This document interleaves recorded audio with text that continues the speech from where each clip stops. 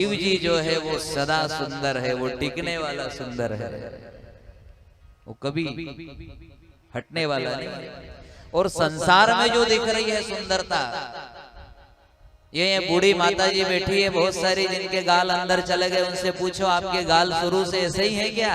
तो वो बोलेंगे नहीं, एक दिन हमारा गाल भी ऐसा था, तारा बाबूजी देखा करता था टमाटर जैसा, लेकिन अब सुंदरता कहाँ गई? बोले सुंदरता गई, यानी कि संसार में जो भी दिखाई दे रहा है सुंदरता, वो सब सुंदरता जाने वाली है, ये टिकाऊ नहीं है। इसलिए कहा सत्यम शिवम सुंदरम, केवल सत्य ही शिव ही सुंदर है, उससे सुंदर संसार में दूसरा कोई हो नहीं सकता।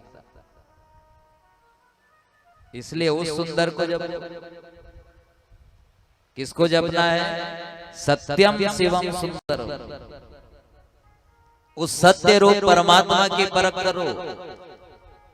जितने भी भक्त माताएं भाई बंधु यहाँ बैठे हैं, अगर आप शिव जी की कृपा चाहते हो, हम ये नहीं कह रहे कि आप जल मत चढ़ाओ, बेलपत्र मत चढ़ाओ, चढ़ाना जरूरी है, लेकिन आप चाहते हो कि आपका जल चढ़ाना सार्थक हो जाए, बेलपत्र चढ़ाना सार्थक हो जाए, तो जीवन में कभी कोई कामना मत रखना बाबा के सामने, वरना फेल हो जाओगे उसकी परीक्षा में।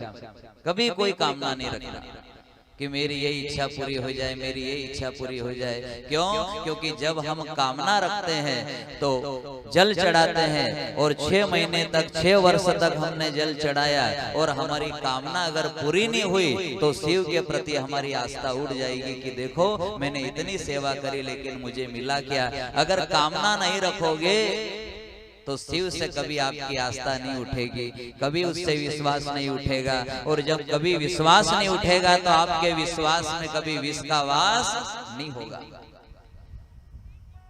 शिव जी के प्रति विश्वास रखो, लेकिन विश्वास में विष का वास नहीं आना चाहिए। जब हम भगवान के यहाँ कामना रख देते हैं, भगवान मेरी यही इच्छा पूर्ण कर दो, हे भगवान मेरी यही इच्छा पूर्ण कर दो, तो आप मानो या मत मानो, लेकिन आपके विश्वास में विष का वास हो गया, विष का वास। विश्वास, इस विश्वास में कभी विष का वास मत होने देना।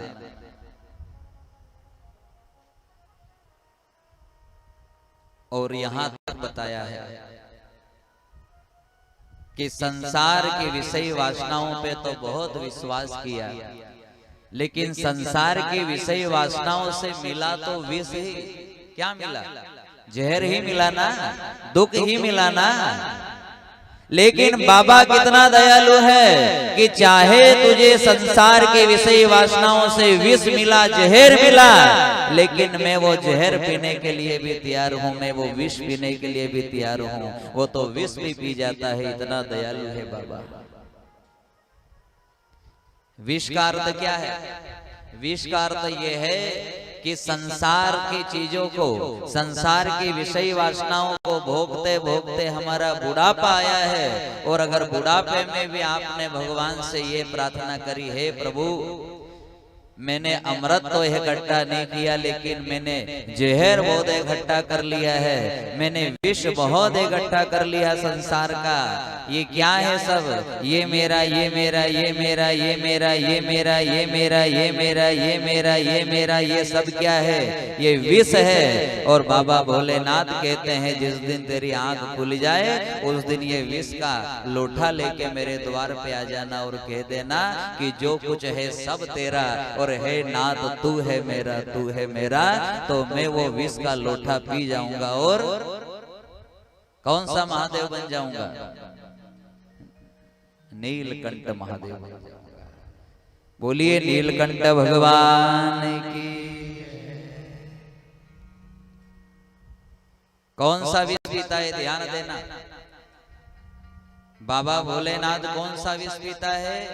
शंभुनाथ कौन सा विष पीता है? भक्तों का पाप रूपी विष पी जाता है।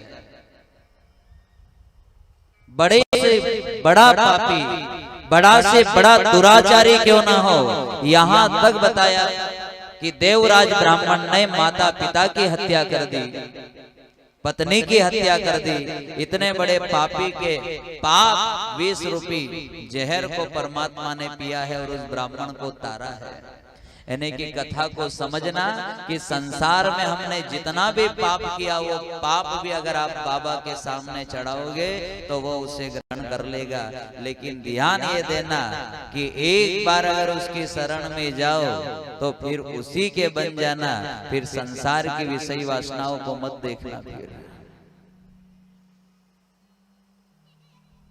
एक बार रंग लग जाए, जब भी आपको सत्संग का अवसर मिले तो सत्संग नहीं छोड़ना। वही अवसर मिले तो दौड़ लगा देना कि मारे द्वारे खड़ा भोलेनाथ सत्संग जाओगी, मारे द्वारे। बेटे इसलिए है नाथ ये पाकड़ी तेरे को चढ़ा रही हूं, मेरा बुढ़ापा सुधार देना। हाँ, ये बुढ़ापा क्या है? ये पाकड़ी है कि फूल की जगह पाकड़ी चढ़ा देना। तो ये कोई इस फूल की बात थोड़ी चल रही है, ये इस फूल की बात चल रही है। ये काया रूपी फूल के कभी दांत गिर जाए, आंखों से सूझना कम हो जाए, अब शरीर में वो बल नहीं रहा कि एक आवाज लगाए और बहू कांपती हुई आए।